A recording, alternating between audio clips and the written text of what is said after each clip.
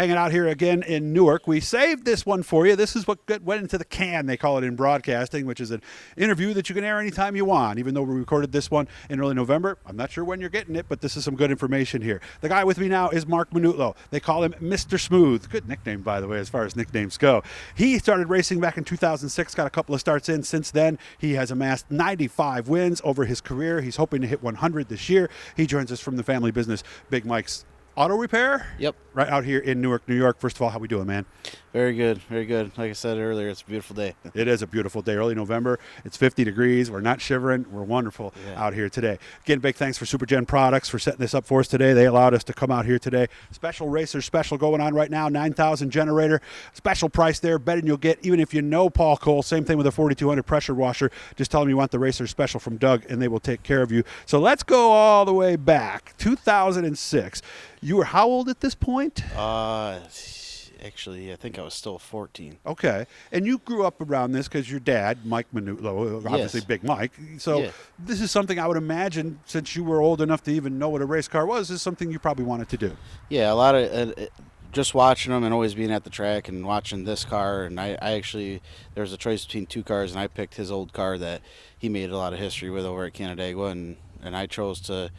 We ran around. A lot of people that I mentor and kind of give guidance to that are just getting started and stuff like that, I always tell them, get over to Paradise. I ran around Paradise with this for almost a full year before I even touched Canandaigua. Just Wednesday night practices, yeah, just practicing. Right? Mm-hmm.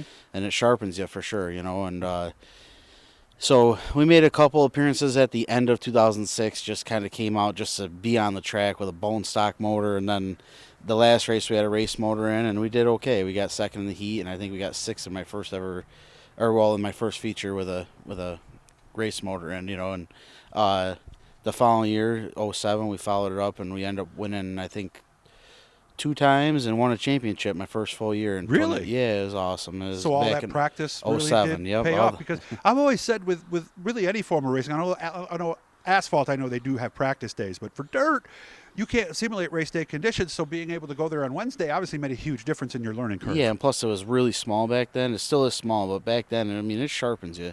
I wondered if it got bigger over the years. Yeah, you figure out how to get around Paradise, you can figure it out a lot of places. It definitely helps. Yeah, and Mark's not the first guy to phrase it exactly like what he said. So for those of you who are new, take a season. Go out on Wednesday, do what he did. So 2007 now, we start winning races. What was that like? I mean, were you expecting it? Nobody had expectations. A lot of people always, said, oh, you're going to be good, this and that. And it's like, well, I hope so, And then when we went out and won a couple races, we won our first race, I think maybe the 5th or race in, maybe. I'm not exactly sure, but we plucked out a win, and it was like, oh man, this is pretty cool to be on the front stretch. I've been down on this front stretch a bunch of times with other drivers, and now it's me, And then we followed up. We've done it 59 times since the first one, so we got 60 at Canandaigua, and it's awesome, man. They don't come as easy as they used to. So I mean, and not taking away anything from anybody else, but it's like, when I first came out, I had a car that worked very well because my dad raced this car from 98 to 03, so true, you didn't have to figure it out. You had some sheets on it. When you come out with a car that does already handles well there, that's huge. A lot of guys are figuring it out, or we already got it figured out because it's been around. This car probably has more miles on that track than it did on the road. And I'm sure you've seen a lot of guys like that. They build a car and it takes them a year just to get the thing to even be somewhat competitive. Yeah, absolutely. Absolutely. So that I'm sure helped with the curve. I've also had a theory. You tell me what you think about this.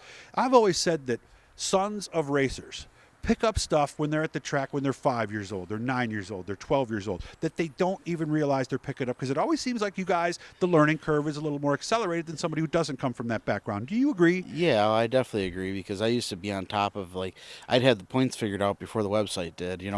I'd be watching film and figuring out when I could watch the tape. Every single week I'd be watching the tape and stuff like that. Watching the lines before I even raced. So 100% that stuff helps, at the end of the day. So it's crazy to think that I came out in my dad's car. His first year with this car, he won twice. His second year, he won nine times. I did the exact same thing 10 years later. I won twice my first year. Or he raced at 97, I think. But 10 years later, I did the same exact thing. I won twice and won 9 the next year. And it's just crazy to think, man. It's awesome that we were able to do it with this car. This car's won a race in the past 3 decades. So. Yeah, and I'm sure Dad's reaction must have been over the Yeah, over I mean, the moon at that point, right? He's going to be proud no matter what, but definitely between, my racing and my brother does demolition derbies usually, and he does well with those. It's like all the stuff he used to do, he gets to watch us do, and it's awesome because we both have success. My brother does great in the derbies. I do good in the racing, What is it? Because obviously it's not all like I love these commercials where they show people watching sporting events and they're always rooting the team on because they're winning. It doesn't always work like that. What was it like when you did have some struggles early on? Well, I mean, I guess I was a little more emotional about it, but I was a little blind to it too because of my age. I was only 15 in '07, and I guess like a lot of the stuff didn't weigh on me how it does now when I actually put my own time into it, and stuff like that. Because before it was kind of like, I don't know, as a kid you're almost ignorant to it. You don't realize how much goes into it until you really got to get your ass in the garage and do it. You know what I mean? So a lot of times I didn't. So you didn't do a lot of work with Dad in the garage before? I did. But my first year, I feel I did more on his car when I was just a crew guy than I did on my own stuff the first couple of years because I was into sports and then girls and you know what I mean, all the stuff that comes with high school. I graduated when I was 17, so it was right in that area. But I got a wake up call. A couple years into racing and then I got back to it. And ever since then I've been pretty into my program. I definitely need the help in the garage mechanically, but I can do a lot of stuff that I need to do maintenance-wise. I can maintain a car the whole year myself. I can get to certain points, but having his guidance out there is definitely second to none. You know what I mean? It's the knowledge, and when something don't quite go right, to be able to go to him and have him correct what I'm doing. Yeah, he's going to give you the right advice, too. That's huge because a lot of stuff, you've seen it done 100 times, and you go to do it, it's like, well, shoot, this didn't go quite how it did the first time, So then you're able to kind of call on him, and that's huge.